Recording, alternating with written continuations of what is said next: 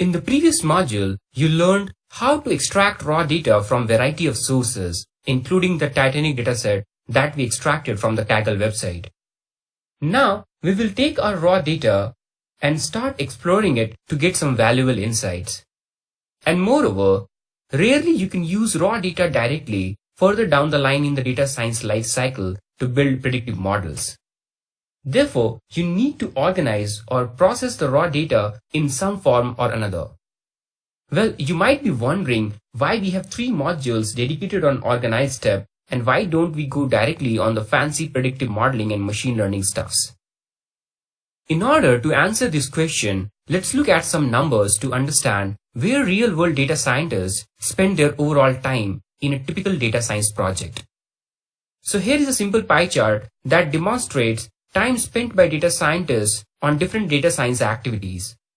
And straight away, if you look at the biggest portion of this pie chart, it is dedicated to data cleaning and processing. That is almost 60%. And the second largest portion is data collection that accounts for 19% of the total time spent. So collectively, data extraction and organization step can take around 80% of the time. Well, we have already worked on the data collection in the previous module. Now our attention has shifted to data cleaning and organization. That is 60% of the total time spent in a typical data science project cycle. But why this whole organization step takes so much of time, and what are the key issues we would like to solve during this step? Well, that's what we'll discuss in detail in this module and over the course of next couple of modules.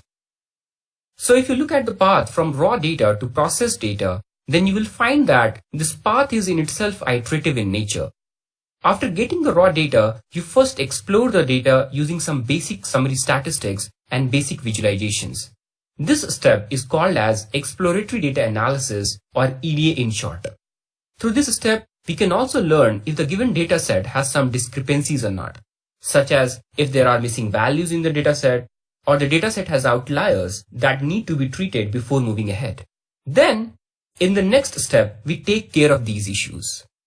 Means we tackle the outlier issues, missing value issues, and any other issues that require some kind of processing. In the data science world, we refer this step as data munging. So in this step, we look for potential issues and then resolve them. Then we perform some feature engineering to process existing features or to generate more features that will be used in the modeling activities later on. Many a times, we also create some advanced visualizations in order to gain more insights about data. And that in turn can help us to perform some more feature engineering. In fact, visualizations are very important as they become the part of the presentation step towards the end of the data science life cycle.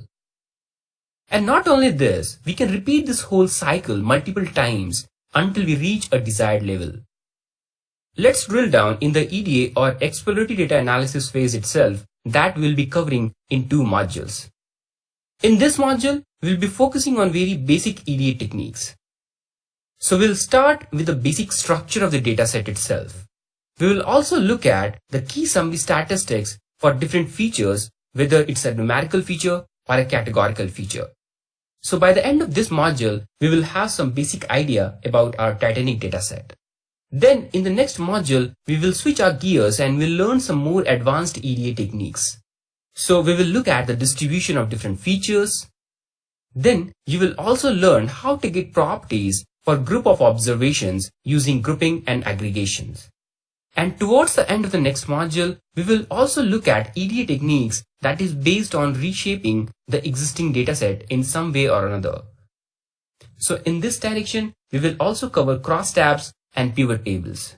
So hopefully these 2 modules will equip you with enough tools and techniques that you can apply to any dataset to explore it and to understand it in a better fashion.